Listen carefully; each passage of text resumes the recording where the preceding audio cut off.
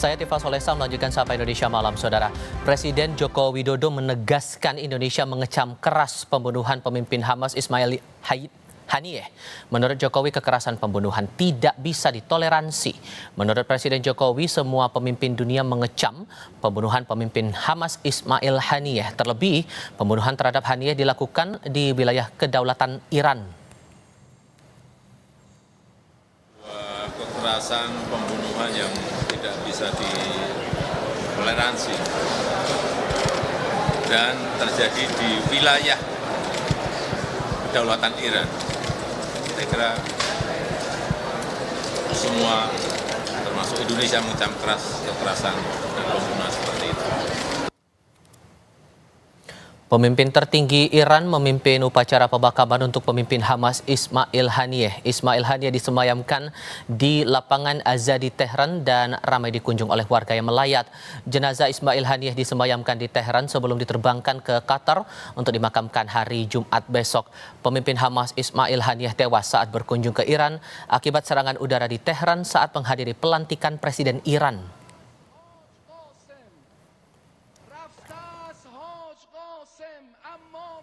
Warga Palestina di Deir al-Balah, Gaza bereaksi atas tewasnya pemimpin Hamas Ismail Haniyeh. Warga menyatakan terkejut dan berduka atas kematian Haniyeh.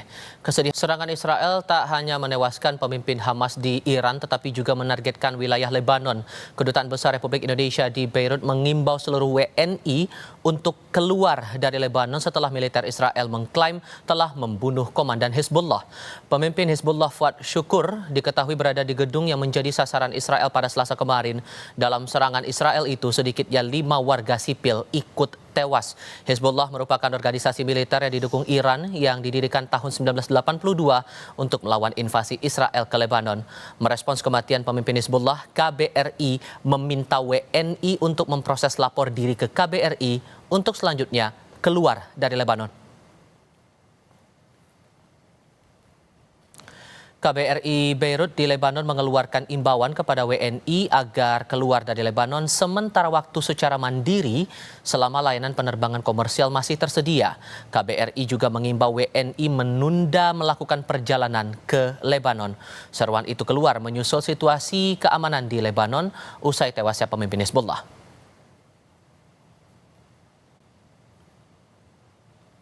Melalui akun media sosial X yang dulunya dikenal sebagai Twitter, militer Israel mengunggah status operasi pembunuhan komandan Hizbullah pada 30 Juli 2024. Sedangkan Israel menggunakan jet tempur di wilayah Beirut yang diklaim menewaskan komandan Hizbullah Fuad Syukur.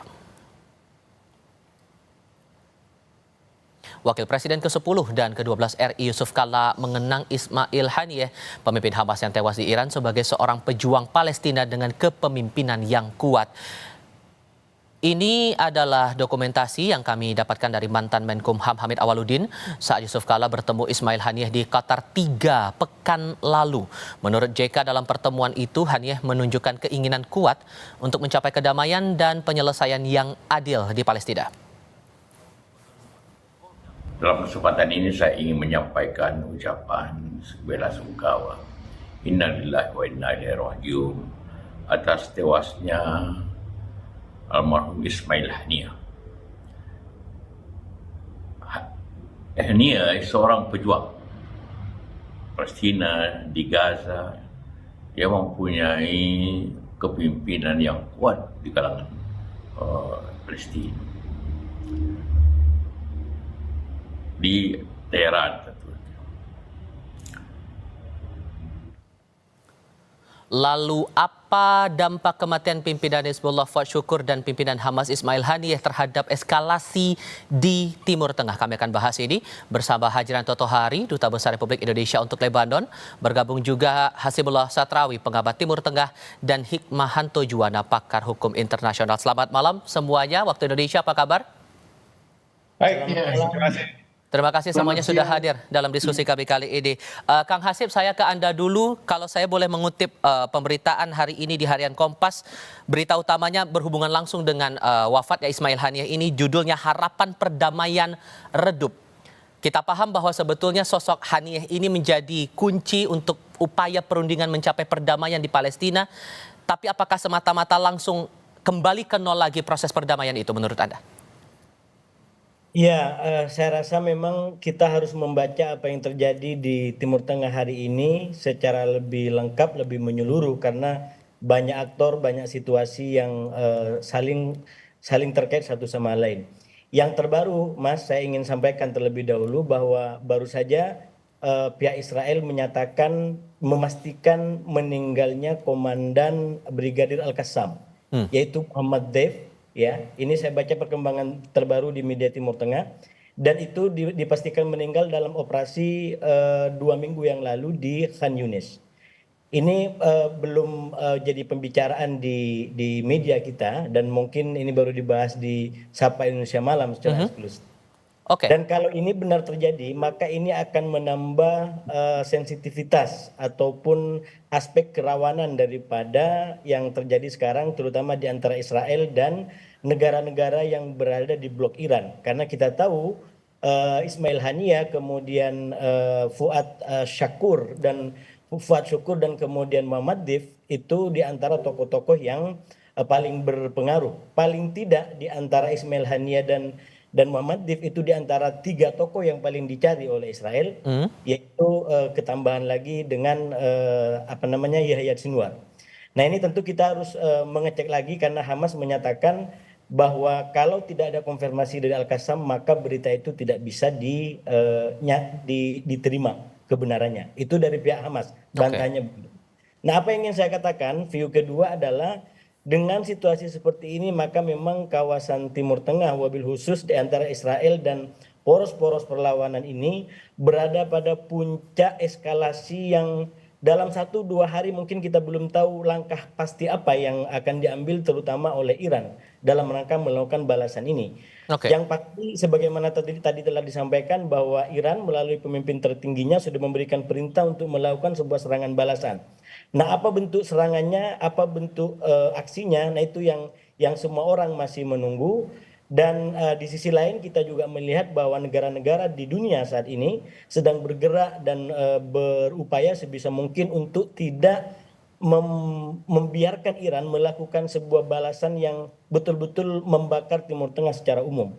Dan ini poin saya yang ketiga sebagai pengantar, walaupun di antara Israel dan poros-poros Iran ini berada dalam gejolak tertinggi, kita juga harus mafhum bahwa di kawasan masih banyak negara-negara lain yang notabene tidak masuk di dalam poros Iran. Yang sekarang ini berkobar adalah poros-poros atau front yang memang berada di proksi Iran, yaitu mulai daripada Hamas, kemudian Hizbullah, kemudian Houthi, kemudian milisi-milisi di Irak dan di Syria, termasuk Iran sendiri. Nah, negara-negara di luar itu yang tergabung dalam dunia Arab dan selama ini dikenal lebih terbuka dengan Barat, bahkan kerjasama dengan Israel, itu belum memberikan sikap apapun. Dan itu harus menjadi cara baca kita untuk bisa mendapatkan view lebih utuh tentang apa yang terjadi di Timur Tengah. Demikian, Mas. Oke, Prof Hik, kalau Anda membaca dinamika di banyak negara atas peristiwa tadi, ditambah kalau kita korelasikan, tarik lagi ke belakang dengan sikap-sikap yang dikeluarkan oleh PBB, Mahkamah Internasional, soal pendudukan Israel terhadap Palestina disebut ilegal, bahkan sudah diperintahkan untuk stop melakukan genosida, walaupun tidak terang-terangan meminta untuk dilakukan gencatan senjata. Dengan adanya peristiwa ini, apakah nanti kita mengharapkan bisa muncul gerakan besar untuk mendorong adanya perdamaian di wilayah Timur Tengah khususnya di Palestina, atau tampaknya ini masih akan sulit tercapai? Kalau menurut saya yang pasti adalah semakin banyak negara yang geram dengan tindakan dari Israel. Karena upaya yang dilakukan oleh Presiden Joe Biden untuk mewujudkan gencatan senjata antara Israel dengan Hamas seolah-olah sekarang sudah tidak ada artinya. Saya yakin dari pihak Hamas sudah tidak mau lagi melakukan perundingan.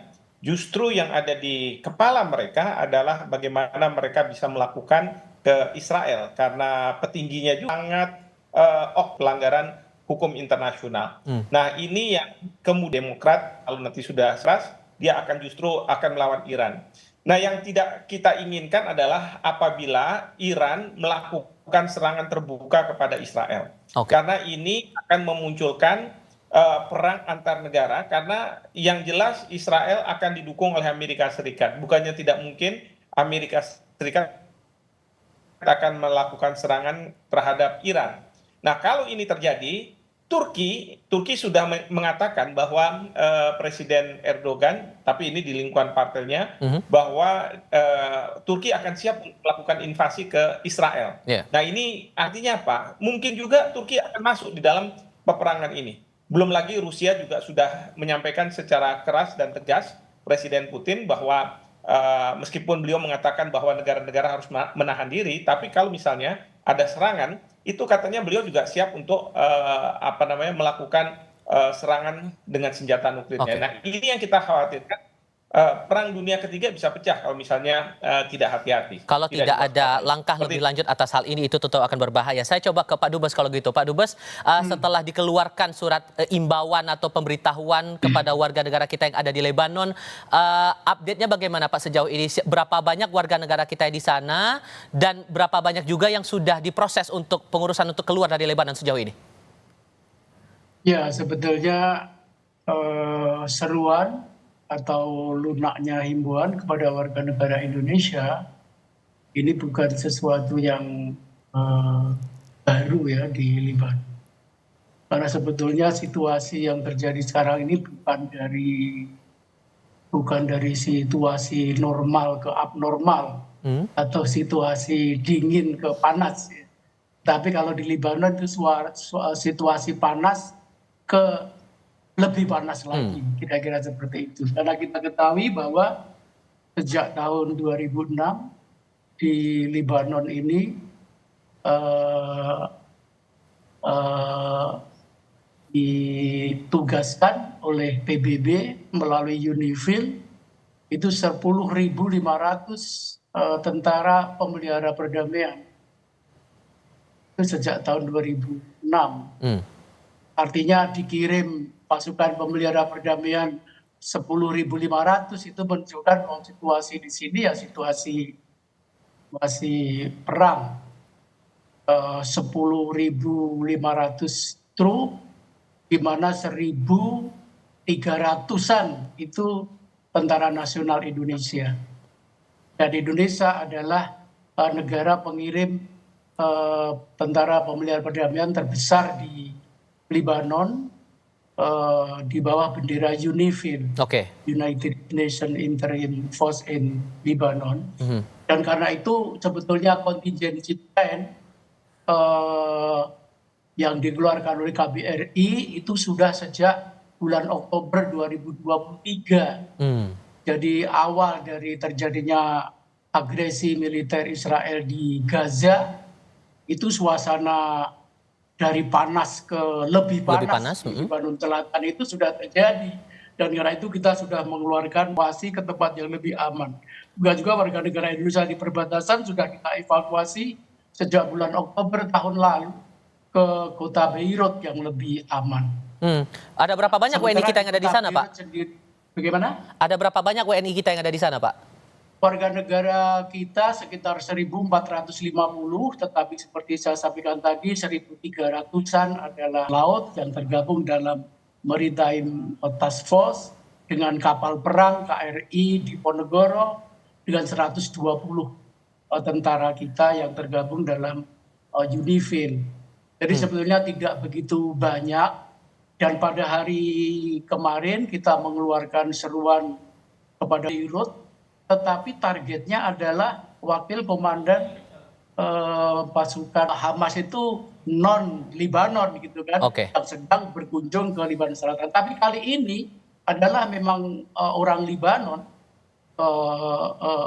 Fuad Shukr itu, dan itu hanya berjarak sekitar 3 km dari KBRI. Sejauh ini dan untuk aktivitas warga terutama penerbangan masih dikatakan normal sehingga masyarakat Libanon, apa yang terjadi sekarang ini seakan-akan sesuatu yang tidak terlalu istimewa gitu ya, sesuatu yang rutin, yang sangat mengalami kepanikan dan situasi yang mencekam begitu adalah bagi warga asing yang tinggal di Libanon. Seperti kegiatan-kegiatan sehari-hari, bahkan 2 malam yang lalu resepsi diplomatik dalam rangka National Day Maroko itu berjalan dengan baik. Baik. Artinya seperti biasa, konser-konser seni di Libanon ini seperti diketahui bulan Juli, Agustus, September itu adalah bulan-bulan konser musik Oke. yang outdoor dan menghadirkan belasan bahkan bisa puluhan ribu massa, dan itu biasa-biasa saja Oke. bagi masyarakat di Libanon. Oke, Pak Dubes tahan dulu di situ. Saya ke Kang Hasib lagi kalau begitu. Kang Hasib, dengan dinamika yang muncul sekarang seperti ini, kita masih mengharapkan jalan tengah yang seperti apa ya, terutama untuk negara-negara Timur Tengah lainnya begitu? Iya, sebenarnya memang sekarang ini masih dalam perkembangan terus-menerus dan memang kita harus mengikuti perkembangan demi perkembangan. Termasuk yang sebenarnya sedang ditunggu ini adalah sikap resmi dari Hizbullah. Dia akan menggunakan balasan atau sikap seperti apa. Karena kalau kita baca secara cermat, sebenarnya ada kayak semacam permainan yang berubah balik kepada Hizbullah dengan menewaskan komandan oleh Hizbullah, bahwa Hizbullah yang melakukan serangan itu. Nah, situasi terbaliknya hari ini dilakukan oleh Israel dalam konteks meninggalnya atau Semangat agar Palestina merdeka ini. Ya, yang pasti adalah sangat menarik ketika Pak Prabowo berkunjung ke Turki dan kemudian ke Rusia ya. Karena memang kunjungan ini intinya Pak Prabowo menjadi presiden. Jadi ini persiapan ke arah sana. Tetapi bukannya tidak mungkin dalam pembicaraan. Nah, inilah yang mudah berperan dalam permasalahan yang dihadapi oleh dunia. Saya sih melihatnya bahwa tidak ada negara memang yang kuat kita harus akui, tetapi dia selalu berada di belakang perang proksi melalui Hezbollah, Hamas maupun Houthi terhadap Israel, sehingga tidak bisa dipertanggungjawabkan bahwa ini merupakan tindakan. Proses evakuasi warga negara kita yang masih berada di sana, apa yang bisa dijamin begitu oleh KBRI agar prosesnya ini tetap berjalan? Untuk menetapkan Beirut dalam status siaga 1. Artinya dengan siaga 1 maka kita terjadi di perbatasan Libanon Selatan dengan Israel, itu sudah terjadi perang ya antara Hizbullah dengan Israel sejak tahun yang lalu, sejak Oktober. Dan perlu dicatat bahwa korban di pihak Hizbullah di Libanon Selatan itu hampir 500. Pada hari ini saya meninggalkan kota mereka di perbatasan untuk menjadi pengungsi. Yang kemarin pidato Netanyahu di Kongres dia sampaikan 80.000 dari berbagai kantor berita di sini itu angkanya mencapai 100.000. Artinya kalau di perbatasan sudah serius, yang kita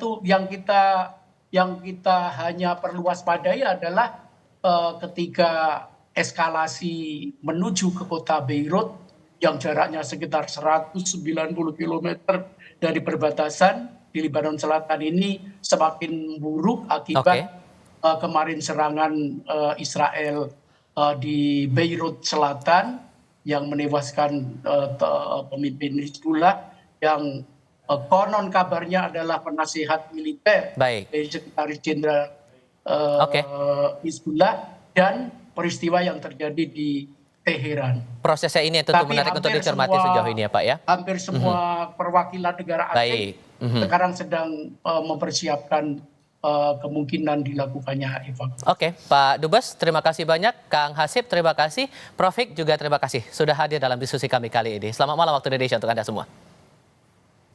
Informasi